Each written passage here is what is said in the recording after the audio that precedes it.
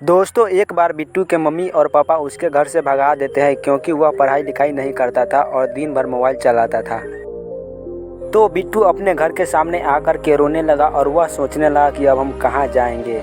और बिट्टू बिना सोचे समझे अपने घर के रास्ते से आगे की ओर बढ़ने लगा।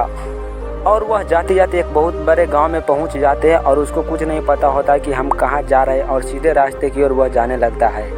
और वह जाते जाते 2-3 गांव को पार कर देता है और उसको तभी भी पता नहीं चलता कि हम लोग कहाँ जा रहे हैं और वह सीधा रास्ते की ओर जाते रहता है। और वह जाते जाते उस गांव को भी पार करके एक जंगल में पहुंच जाता है और वह जंगल बहुत ही डरावनी थी।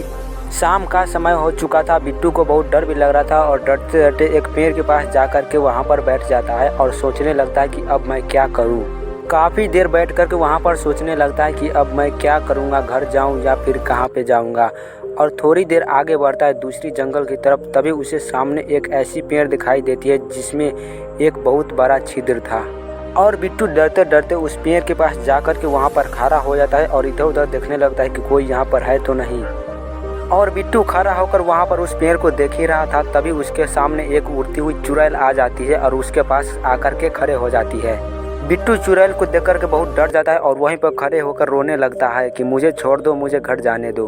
और वह चुड़ैल उसको और डराने लगती है कि मैं तुम्हें नहीं छोड़ूंगी, मैं तुम्हें खा जाऊंगी कच्चे चबा करके।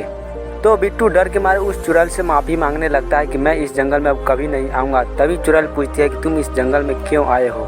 तो बिट्टू उसे रोते रोते बताता है कि हमें मम्मी पापा घर से भगा दिए हैं। तो चुड़ैल बिट्टू को बोलती है कि तुम अब इस जंगल से वापस नहीं जा सकते हो। तो बिट्टू डर के मारे वहीं पर बेहोश हो जाता है।